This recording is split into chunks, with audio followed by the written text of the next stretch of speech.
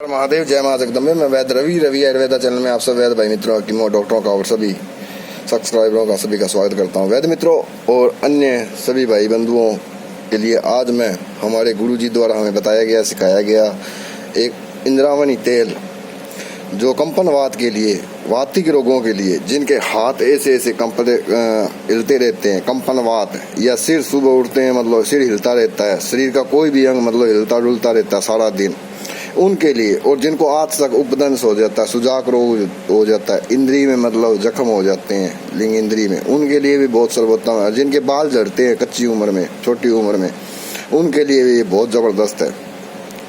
तो मित्रों, ये बनाने के लिए पहले मैं आपको बता दूं, और ये आज मैं एक वीडियो देखी तो मुझे हंसी भी आई और दुख भी हुआ कि वो अपने आप को वैद्य कहता है और कहता है जड़ी बूटियाँ काम नहीं करती और संख्या पे काम करके दिखा रहा है वो। तो अरे बंधु, मैं उसको यही कहूँगा भी जो अगर संख्या का कोई दुष्परिणाम है तो उसको ठीक कैसे करेगा, संख्या से या कोई धातु से, तो उसको ठीक करने से रहा करेगा तो जड़ी बूटियों के माध्यम से ही। जब जड़ी बूटी नहीं होगी, वो इसलिए काम नहीं करती। अब मैं एक आपको मूर्खता का मैं खुद आपको दिखा रहा हूँ। अब किसी को इलायची की पहचान नहीं है, डब्बे पे बाहर लिखा है बड़ी इलायची, ये देखो मैंने खुद एक गलत काम कर रखा है। ये कत्था है, सफ़ेद कत्था, बढ़िया कत्था, इस डब्बे पे मैंने लिख रहा है बड़ी एला यानी बड़ी इलायची। अब किसी को मैं बाहर हूँ, आप बाहर बैठा हूँ और किसी को भेजूँ और जब मेरे वहाँ पे उस दालिया में बड़ी इलायची लेके आया तो वो इस पे नाम पड़ेगा बड़ी एला और लेके जाएगा कत्था, क्योंकि उसको पहचान नहीं है इलायची है या ये क्या चीज़ है, क्योंकि उसने तो नाम पढ़ना है। ये तो मुझे पता है इसके अंदर क्या है, क्योंकि ये डब्बे में इलायची ख़त्म हो गई थी तो इसलिए इस डब्बे में कत्था डालना पड़ा।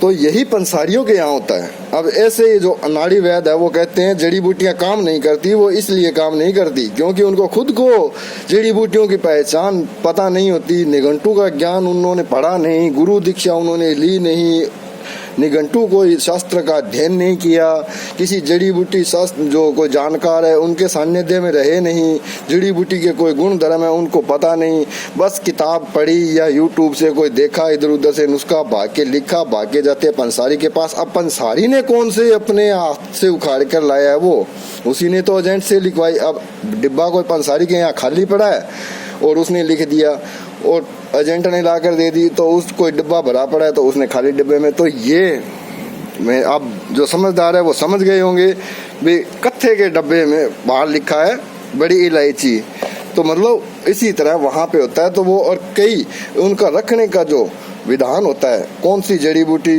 कौन से गुण की है, कौन से वर्ण की है, कौन से वर्ग की है और कहाँ से लाई गई है, ये सीलन है गेलन है कौन सी है, तो उसको रख रखाव का भी वो ध्यान रखना पड़ता है।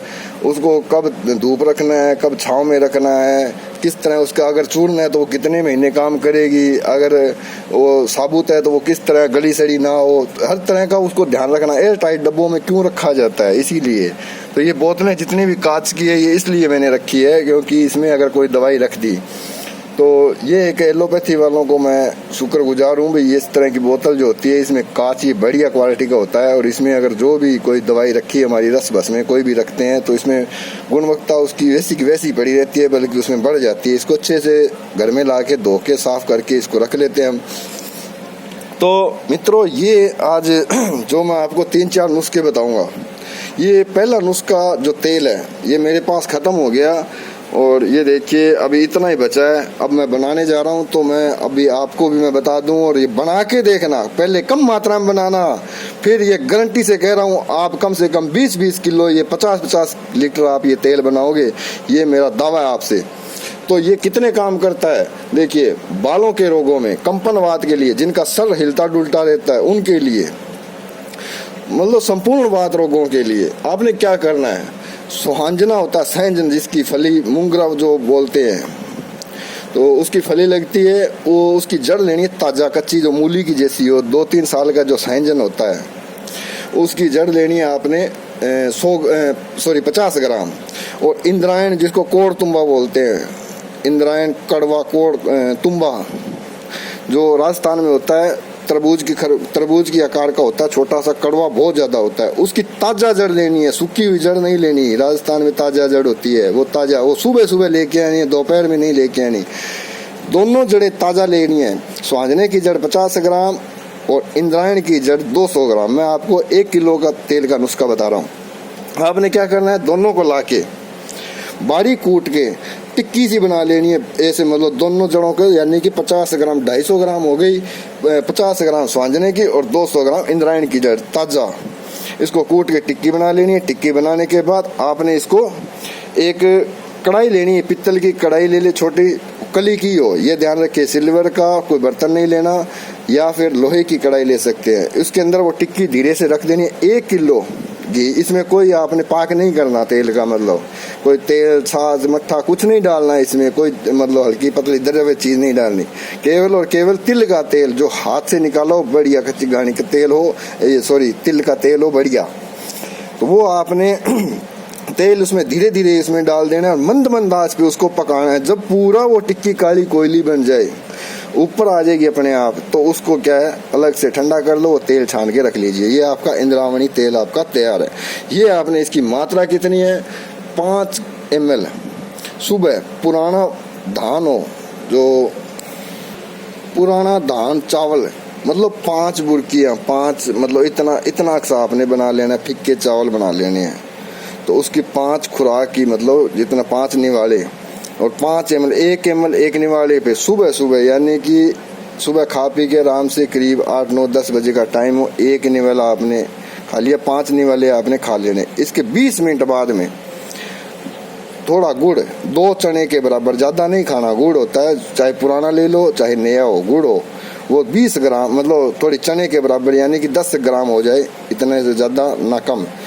तो आपने 2 उसकी खुराक करके मुंह में रख के धीरे धीरे चूस लेना है, ताकि कई बार ये इंद्रायण की जड़ है, ये मरोड़ पैदा करती है कई आदमियों के, बाकी ये नुकसान नहीं करेगा क्योंकि ये तेल में बनाया गया है, सिद्ध तेल है। तो ये चमड़ी के रोग भी ठीक करेगा, कंपनवात भी ठीक करेगा, वातिक रोग भी ठीक करेगा, सूक्ष्म वात है उसको भी ठीक करेगा, आंतों में पुराना मल जमा उसको भी ठीक करेगा। जो हिलते डुलते रहते हैं सारा दिन, कंपनवात से परेशान रहते हैं, याददाश्त जिनके बाल झड़ते रहते हैं, उनके लिए बहुत फायदेमंद है। जो माताएं बहनें जिनके बाल छोटी उम्र में झड़ रहे हैं बहुत बुरी तरह से, वो इस तेल की मालिश कीजिए सिर में, तो देखिए बाल कितने काले, कितने सुंदर। इस तेल के अंदर ही आपने क्या करना, थोड़ी सी जो हमारी ये मेथी, दाना मेथी होती है, ये आपने 100 ml तेल लेना है, 20 ग्राम मेथी जो कूट करके इस तेल के अंदर डाल के और थोड़ा इसके बराबर ही सरसों का तेल डाल के धूप में रख देना है। ये तेल आप बालों में लगाइए, बालों का रंग आप देखें कितना काला और कितना मतलब गहरा होता है, और बाल झड़ना बंद हो जाएगा। यही अगर आप लिंग इंद्री आपकी सड़ गई है, गल गई है, उपदंश आज तक और सुजाक रोग हो गया, तो उस पर ये तेल लगाइए, आप ठीक हो जाएगा, उसकी जलन कम होगी। दूसरा नुस्खा इसी तरह का है। ये जो दूसरा नुस्खा, आंतों में जख्म हो गई, मैदे की गर्मी बढ़ गई, पेशाब में धात गिर रही है, जिनके सुबह सुबह पूरा मन बेचैन रहता है, याददाश्त कमजोर हो गई, पेशाब में जलन रहती है, इतनी दर्द होती है सुबह सुबह, वो पेशाब करने से डरते हैं बेचारे, पर क्या करें, उनके लिए बहुत ज़बरदस्त नुस्खा है ये। जितने वैद्य भाई बंधु अपने औषधालय बना के रखें और अन्य भी भाई बंधु है वो भी बना के रखें, पर लेकिन फिर वही 2 बात, कोई भी दवाई आप यूट्यूब पे या कहीं से भी बिना वैद्य, बिना डॉक्टर, बिना हकीम, बिना चिकित्सक की परामर्श अनुसार आप ना लें, क्योंकि मित्रों जीवन बार बार नहीं मिलता है। हर वैद्य से पहले आप परामर्श करें। कोई भी दवाई यूट्यूब से मेरी वीडियो वैद्य को दिखाएं, उनसे पूछें, उनको बताएं क्या मैं ये दवा ले सकता हूँ, क्योंकि हर आदमी की तासीर अलग अलग होती है, हर किसी का दोष अलग अलग होता है, शरीर की कमियां भी उसी प्रकार होती है। ये रोग नहीं होता, रोग तो डॉक्टर हकीम मतलब कोई जो होते हैं वो बना देते हैं,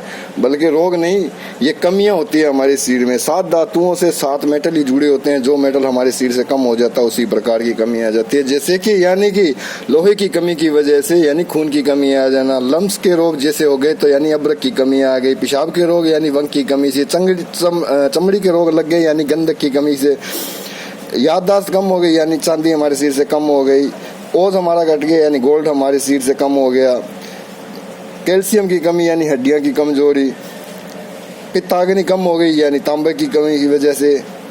यानी ये सारे धातु एक दूसरे से जुड़े होते हैं, जो एक धातु कम होता है दूसरा अपने आप कम होना शुरू हो जाता है। तो इसी तरह ये कमियां आ जाती है, ये कमियां पूरी करने के लिए ये रस भस्में जड़ी बूटियां अनुपान भेद के साथ दी जाती है ताकि वो कमी पूरी हो जाए और रोगी लोग निजात पा सके। तो आप कोई भी दवाई कहीं से भी लें या बिना देखे बिना जानकारी के आप कोई दवाई ना लें।